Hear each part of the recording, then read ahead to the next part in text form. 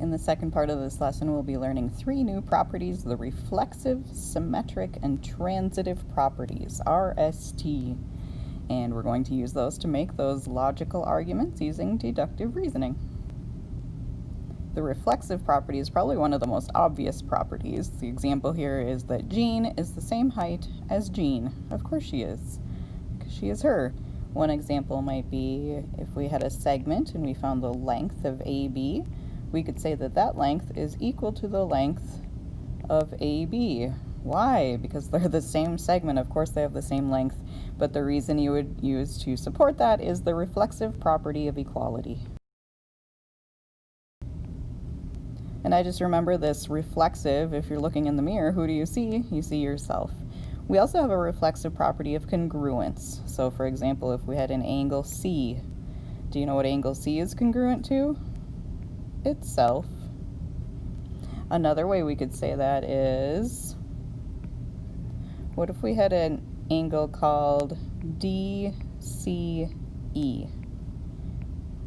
You guys know that we can switch up the order on those letters. We could go E, C, D, and that would be talking about the same angle, right? C is the vertex. This is the picture I'm thinking of. Angle DCE is congruent to angle ECD because they're the exact same angle. And the reason for that is the reflexive property of congruence.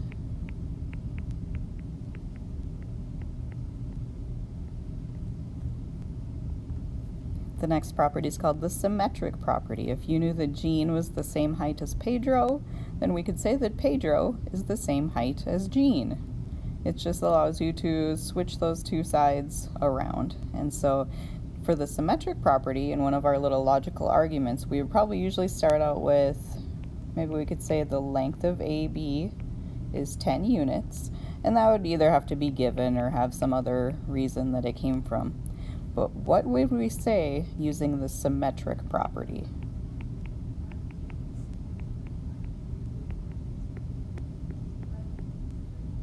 The symmetric property says that if the length of AB is 10, then 10 is the length of AB. It just allows you to symmetric switcheroo the sides. I always think of all those S's. Symmetric switch the sides.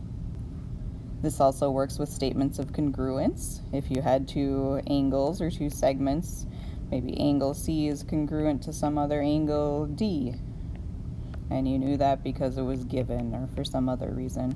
What could you say by the symmetric property of congruence? You could say that angle D is congruent to angle C. It just allows you to switch the sides. And finally, the transitive property, which is actually a really popular property, and it's a little more complicated. It says that Jean is the same height as Pedro, and Pedro is the same height as Chris. So even if Jean and Chris have never met, we would know that they're the same height because they're both the same height as Pedro, so they have that linking height in the middle. I like to think of the transitive property as a train, so you'll hear me talk about that a lot. So let me draw you the train. What a nice train. So in this case, we've got Jean having the same height, I'm going to connect him with an equal sign, to Pedro. And Pedro is the same height, connected by an equal sign, to Chris. That's the if part, right? The then part of the transitive train property tells me that Jean must be the same height as Chris because they're all on the same height train. Let's try another example that looks a little more geometry-ish. How about this one? If the measure of angle A is 45 degrees, maybe that's given, and if 45 degrees is also the measure of some angle B, and that was given, what can we say using the transitive property?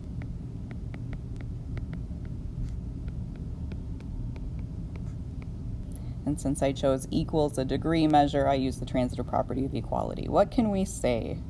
And if it helps, you can draw the train.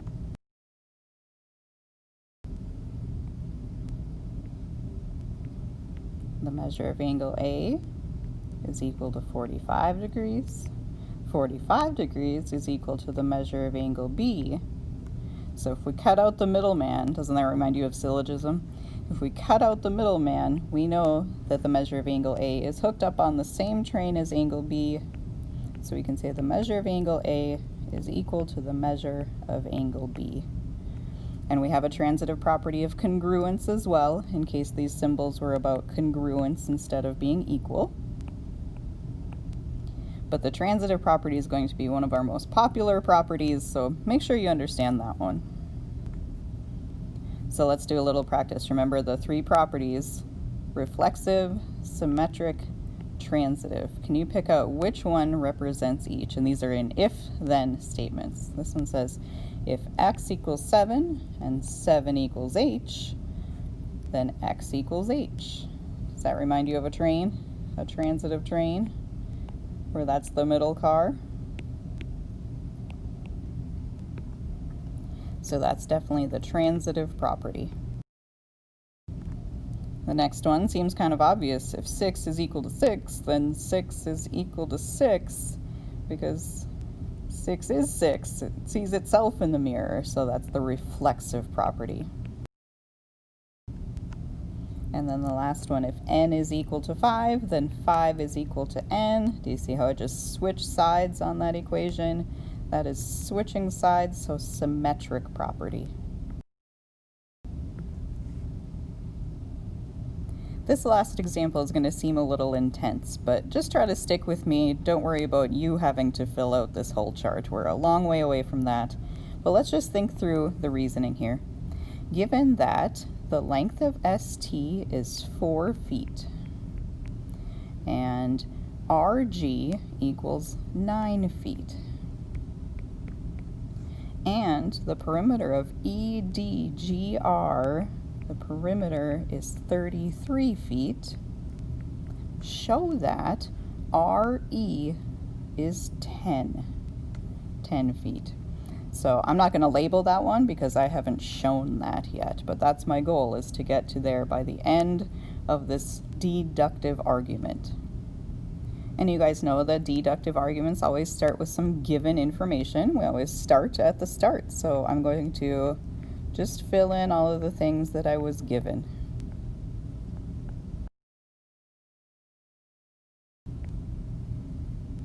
And one other thing that I can see that I'm given is some congruence from the picture. Do you see all those ticks over there? I'm going to use those. Segment ST is marked congruent to segment ED, and RE to DG.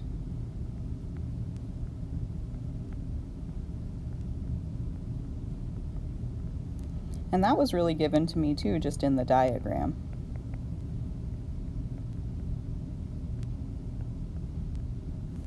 All right, that's our starting point, and our goal is to somehow get to the fact that this length right here is 10. So let's try to convince ourselves.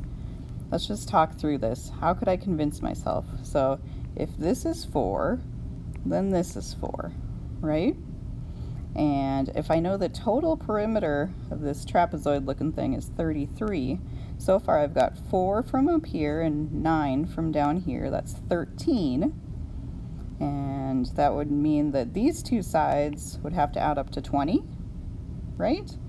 If we had 20 from the two of those, plus 4 plus 9, that would make 33.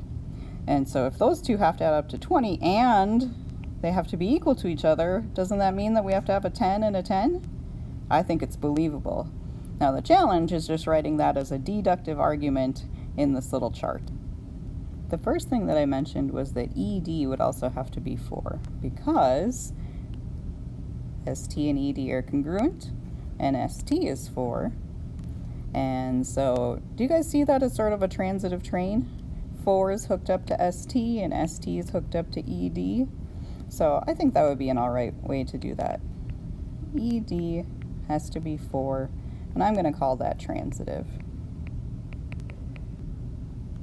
The next thing I started to look at was that perimeter, right? I know that those 4 sides have to add up to 33.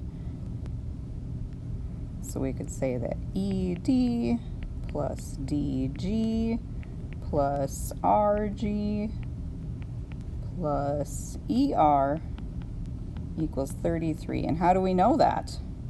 Well, because it told me that that was the perimeter. So I'm going to call that the definition of perimeter.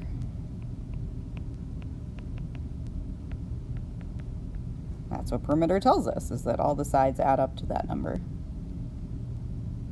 The next thought we had was that the 4 and the 9 were already part of the perimeter. So why don't we fill in the 4 and the 9 where they belong? So the 4 is the ED length, and the 9 is the RG length.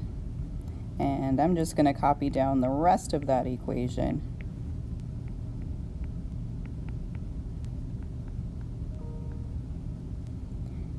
And what allows me to just replace ED with its length and RG with its length?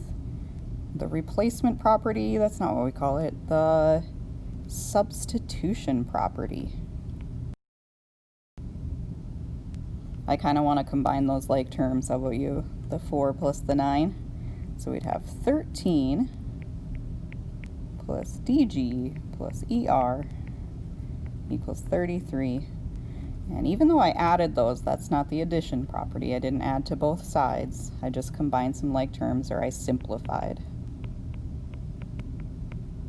One more little algebra thing I could do right here is I could subtract 13 from both sides.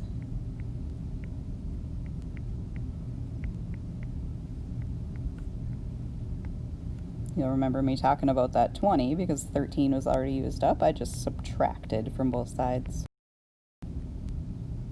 Oh, now we are so close. Now we've established that these two sides have to add up to 20, and we also know that those two sides are equal to one another. So how about this? Since we remember that DG is equal to RE, why don't we substitute DG for RE?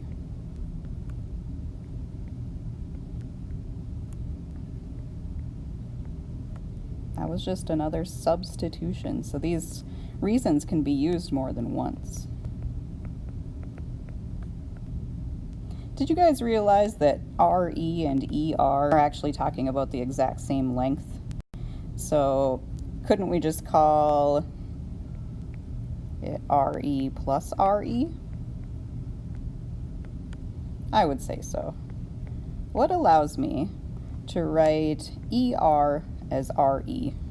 Is that acceptable to just switch those letters around? Absolutely it's okay, because ER and RE are the exact same thing, so that's the reflexive property. I think I might need to add another box here. I know that RE plus RE makes 2 REs. I was just kind of combining some like terms again, or simplifying. And I think I just have one more step. Is it an algebra step? What can I do to both sides? I can get rid of that 2 by dividing by 2 using the division property. And I have shown, remember I was trying to show that RE equals 10. And so finally I can fill that in because I've shown that that's definitely true. I know that was long, that was overwhelming, and eventually you might be there, but I just wanted you to see a really specific deductive reasoning argument.